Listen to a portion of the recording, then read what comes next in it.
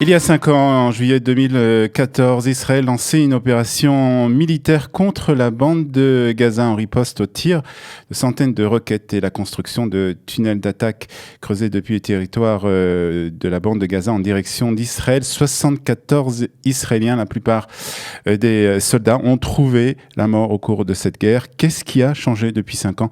C'est ce que nous allons essayer de vérifier ce matin avec Jehan Barman, qui habite à la frontière entre Israël et la bande de Gaza, dans le village de Avshalom.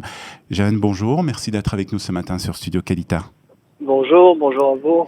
D'abord, rappelez-nous, quelle était la situation de cet été 2014 dans la région? Qu'est-ce qui a en fait déclenché cette opération militaire israélienne? En fait, c'était la continuité de la guerre de 2011. C'est-à-dire qu'à la fin de la guerre en 2011, les tirs ont continué, l'intensité des tirs ont augmenté et il y a eu les tunnels qui ont pris une ampleur un peu plus grande parce que le premier tunnel a été découvert en 2009. Et le temps que l'armée fasse son travail de renseignement, etc., ils ont vu qu'effectivement, donc les tunnels plus le fait qu'on recevait des tirs constants, des tirs de sniper et des tirs de roquettes sur nous, ça a fait que c'est arrivé à la guerre de 2014. Pour nous, c'était 3 mois avant la guerre de 2014, c'était déjà ici la guerre. C'est-à-dire, voilà, expliquez-nous un peu, c'était quoi votre quotidien avant cette opération? Donc, comme vous nous avant dites, cette opération, le quotidien, c'était, il y avait presque tous les jours des tirs.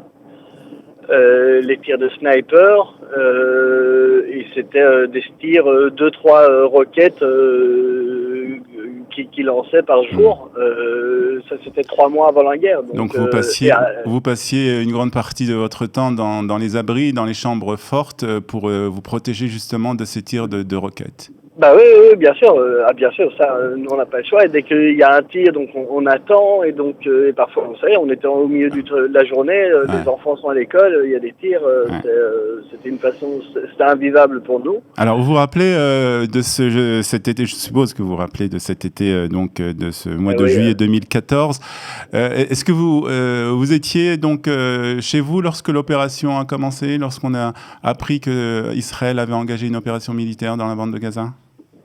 Oui, bien sûr. Moi, à l'époque, j'étais responsable de la sécurité, responsable civil de la sécurité dans mon village. Ouais. Donc, je faisais tout le lien entre l'armée et la société civile pour faire passer les ordres de l'armée, les consignes et tout ce qu'il faut. Et en temps de guerre, gérer justement toute la population dans le village, les gens qu'on doit évacuer, les gens qui ont besoin des vieux, les vieilles personnes qui ont besoin des médicaments et qui ne peuvent pas être évacués, etc. Donc, vous êtes resté dans votre village de Avshalom tout le temps de cette opération? Oui, ma femme et mes enfants étaient les premiers à s'évacuer, parce que faut bien se rappeler, il n'y avait pas de plan d'évacuation de l'État. C'était un peu chacun pour soi. Et donc, moi, ma femme et mes enfants, je les ai évacués dans le centre et moi, j'ai dû rester, comme la plupart de nous ici, parce qu'on est une région agricole, donc on ne peut pas abandonner nos cultures. Vous avez continué à travailler dans les champs, en fait, on n'a pas le choix, oui. D'ailleurs, c'était le mot d'ordre de l'armée. Ils ont appelé ça la routine d'urgence. Donc, vous maintenez la routine comme si tout va bien, mais vous êtes en urgence. Donc, pour nous, en urgence, c'est la guerre, hein. C'est ça. Quand on est tellement près, donc les tanks qui tirent quand on est dans nos champs, ils sont là, l'artillerie elle est dans nos champs. Ouais. Les troupes, quand elles rentrent dans l'armée, on les voit rentrer quand ils rentrent dans Gaza, on les voit rentrer dans Gaza. Ouais. On est nos champs deviennent des champs de guerre. Alors, une opération qui a duré une vingtaine de jours, 74 morts du côté israélien. Une cinquantaine de jours, non? Ça a commencé le 9 juillet, ouais.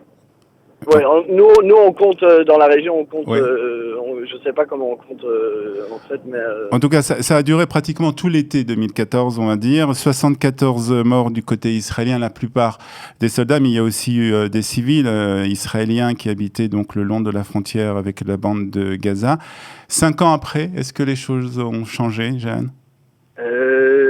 Malheureusement, oui. Mais en pire. en pire, c'est-à-dire que nous, ça fait 1 an et demi là qu'on est dans une guerre d'usure. Mais vraiment, c'est tous les jours. Tous les jours, il y a des choses qui se passent depuis 1 an et demi. C'est soit des feux dans nos champs à cause des ballons incendiaires, soit des ballons explosifs, parce qu'il y a ça aussi, des ballons qui volent et puis tout d'un coup qui explosent. Il y a les infiltrations qui sont presque quotidiennes. Et il y a les manifestations qui sont plus qu'hebdomadaires. Et il y a les tirs. Nous, depuis 1 an et demi, on a dû fuir nos maisons sous des salves de tir.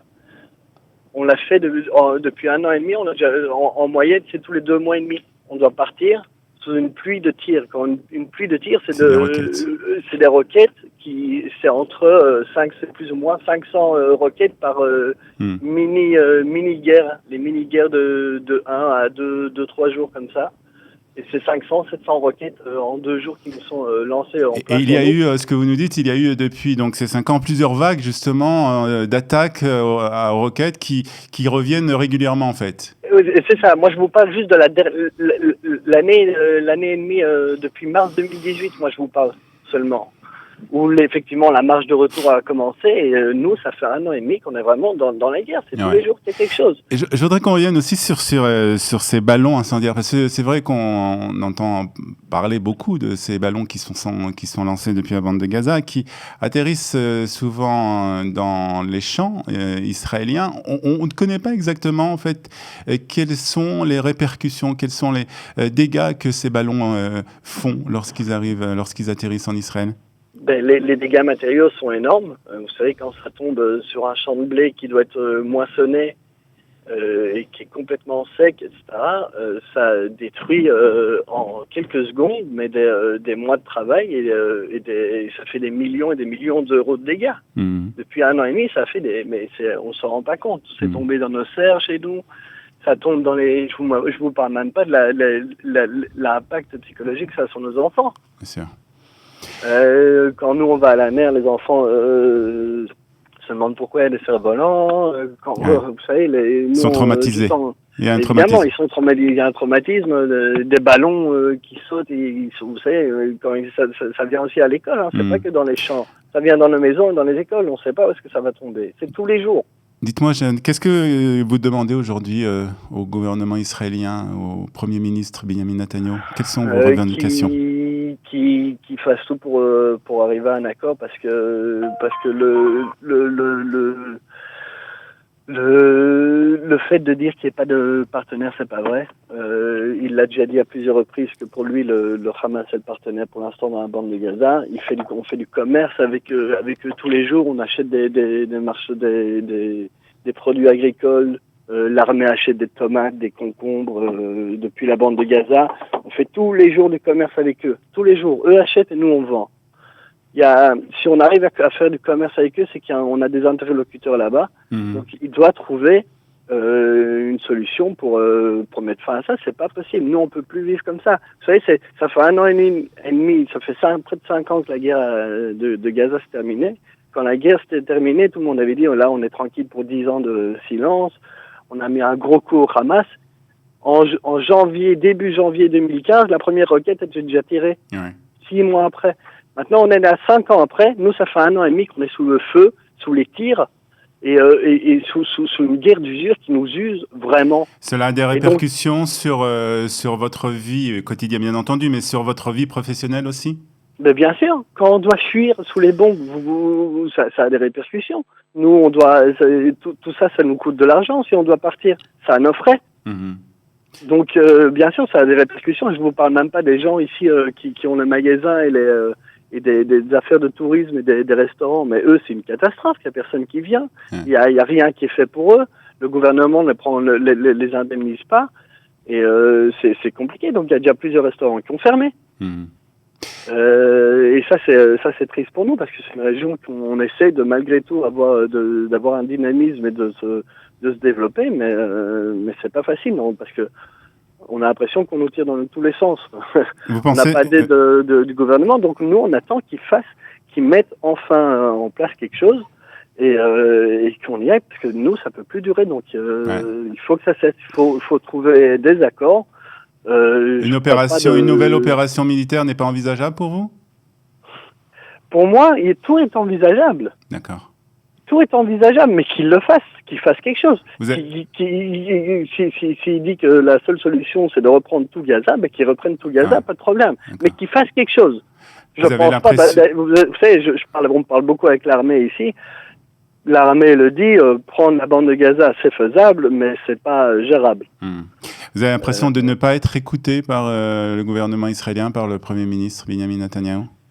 Ben, je pense que nous, on a l'impression que ça fait longtemps qu'ils ont baissé les bras et que pour eux, il y a une sorte de statu quo, que la situation actuelle est on doit, comme on dit en hébreu, la achiledzé, on doit le manger, on doit l'accepter, c'est comme ça, on doit faire avec. On doit vivre avec. Voilà, nous on fait pas avec. Nous, on n'arrive pas à faire avec. Bien sûr. Et on n'arrive pas à crier non plus. Donc les gens sont en train ici, vous savez, on va dans les centres de résilience ici, les demandes d'aide psychologique ont augmenté de façon drastique à tel point qu'on doit orienter maintenant les gens vers Tel Aviv, tellement il n'y a plus de place. Donc oui, on a l'impression de ne pas être entendu parce que quand on demande de l'aide, on nous aide pas. Vous savez, quand on doit éteindre les feux, c'est sur notre quota d'eau. Et donc il y a des gens, ils sont là et maintenant ils doivent payer un quota d'eau parce que c'est pris de leur quota agricole. Mais là c'est du cynisme jusqu'au bout pour nous.